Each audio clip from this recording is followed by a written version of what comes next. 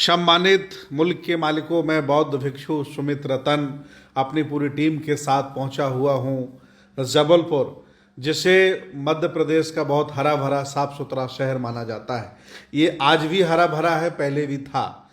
चूँकि नर्मदा नदी जबलपुर के किनारे से बहती है और नर्मदा नदी पर हमेशा से राजा महाराजाओं का आना जाना रहा है।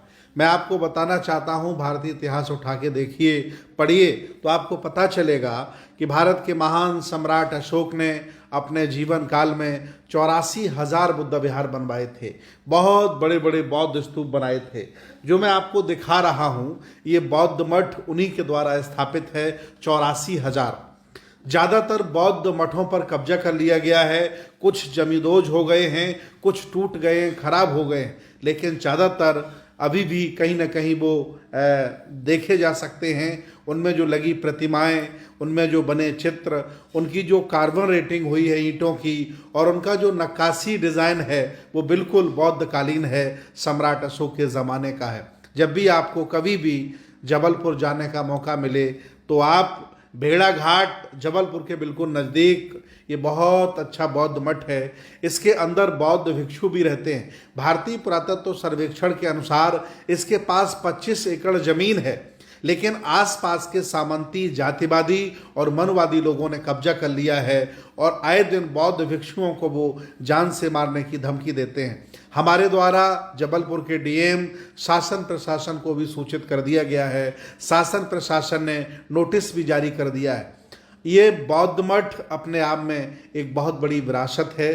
कई जगह धम्म लिपि में लिखा है, कई जगह हाथी और उस जमाने के शेर अंकित हैं, और बौद्ध भिक्षुओं का आना जाना, उनका मेडिटेशन करना यहाँ लगा रहता था। आज भी वहाँ बौद्ध भिक्षु रहते हैं। जबलपुर के जितने भी बौद्ध उपासक हैं, अम्बेडकरवादी हैं, बुद्धिस्ट हैं, मानवतावादी हैं, संविधानवादी हैं, वो साल में एक बार यहाँ जाते हैं। बड़ा सा आयोजन होता है और बौद्ध भिक्षुओं को यथासंभव सहयोग करते हैं।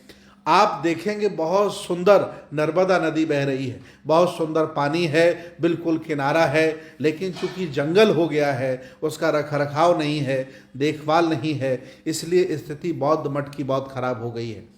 मैं निवेदन करूंगा भारत के सभी जिंदा जागरूक लोगों से कि जो विरासत की रक्षा नहीं करते, जो पूर्वजों की संस्कृति की रक्षा नहीं करते, उन्हें भी एक दिन मिटा दिया जाता है। और अगर आपने विरासत की रक्षा नहीं कर पाई तो आपके 4-5 मंजिल घर बनाने का कोई औचित्य नहीं है, क्योंकि जब आप नहीं रहेंगे तो इस घर पर भी कोई दूसरा कब्जा कर लेगा। इसलिए वर्तमान के भारत में विरासत की रक्षा करना बहुत ज़रूरी है। भंते जी मेरे द्वारा उन्हें कह सकते हैं कि मेरे द्वारा भंते जी को बहुत साहस दिया गया, ताकत दी गई कि आप डटे रहिए, इस लड़ाई में हम आपके साथ हैं। मैं आसपास के सभी जनपदों से, आसपास के उपासकों से निवेदन करता हूं कि बीच बीच में वो वहाँ जाते रहें, ताकि भंते जी का मनोबल बना रहे। क्योंकि आसपास के सामंती लोगों ने, आसपास के धनवान लोगों ने, जातिवादी लोगों ने जमीन को कब्जा कर लिया है और वो आए दिन बौद्ध भिक्षुओं को वहाँ से भगाने की धमकी देते रहते हैं। ये जगह बहुत सुंदर है। अगर भारतीय पुरातत्व सर्वेक्षण और हमारा संघर्ष 25 एकड़ जमीन अगर संरक्षित हो जाती है तो ये अपने आप में बहुत खुशी की बात होगी और बहुत बड़ा जबलपुर में ये स्थान आगे चल के बन सकता है। मेरा निवेदन है सभी बौद्ध उपासकों से कि आप जब भी कभी जबलपुर जाएं तो बौद्ध मठ को जरूर देखें। बौद्ध मठ बहुत अच्छा है, बहुत सुंदर है। धन्यवाद।